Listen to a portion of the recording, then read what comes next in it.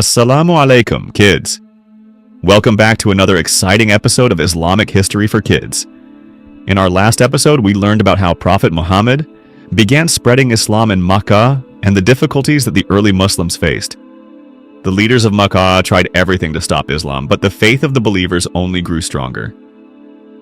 Today, we will explore a very important event in Islamic history, the first migration of Muslims to Abyssinia. Why did the Muslims leave Makkah? What happened when they arrived in a foreign land? Let's find out. The persecution of Muslims grows worse.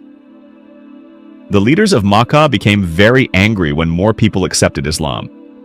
They wanted the Prophet, peace be upon him, to stop preaching, but he refused.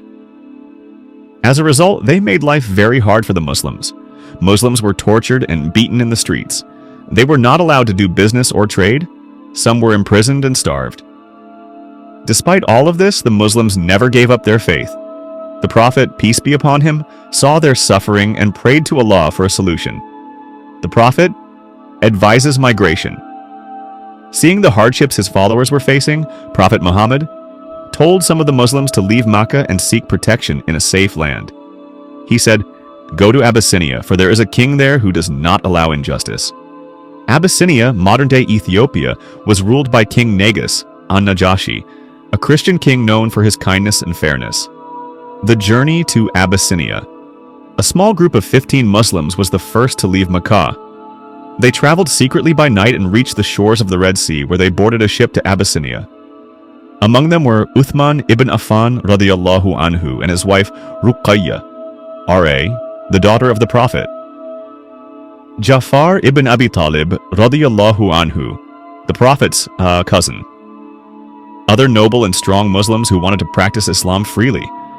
When they arrived in Abyssinia, they were warmly welcomed and allowed to stay. The leaders of Makkah tried to bring them back. When the Quraysh leaders in Makkah heard that the Muslims had found safety, they became furious. They sent 2 envoys to King Negus to convince him to send the Muslims back.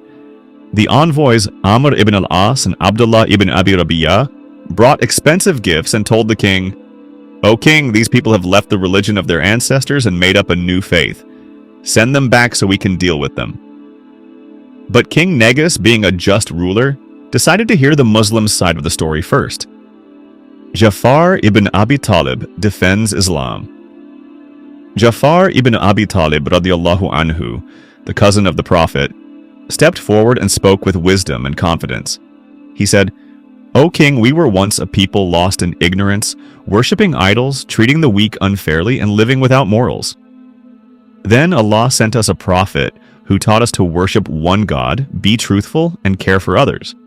But our people rejected him and harmed us. That is why we have come to seek your protection." King Negus was impressed by Ja'far's words and asked if they had any revelation from their prophet. Ja'far radiyallahu anhu then recited verses from Surah Maryam about the story of Prophet Isa alayhi salam, Jesus, and Maryam alayha salam. Tears fell from the eyes of King Negus as he listened to the words of Allah. He said, "This is the truth, and it comes from the same source as what Isa a.s. brought." The Quraysh envoys were shocked. Their plan had failed, and King Negus refused to send the Muslims back to Makkah. The Muslims find safety. The Muslims were overjoyed. They had found a land where they could practice their faith in peace. King Negus protected them and treated them with kindness. More Muslims later migrated to Abyssinia, bringing their numbers to around 100 people. The Quraysh had failed in their plan, but they did not give up trying to stop Islam. Conclusion: Islam continues to spread. Even though the Muslims faced so many challenges, Allah's help was always near. This migration was a sign that Islam was growing beyond Makkah, and that the message of truth could not be stopped. In the next episode, we will learn how the people of Makkah placed a complete boycott on the Muslims, cutting them off from food, water, and trade. How did the Prophet, peace be upon him, and his followers survive?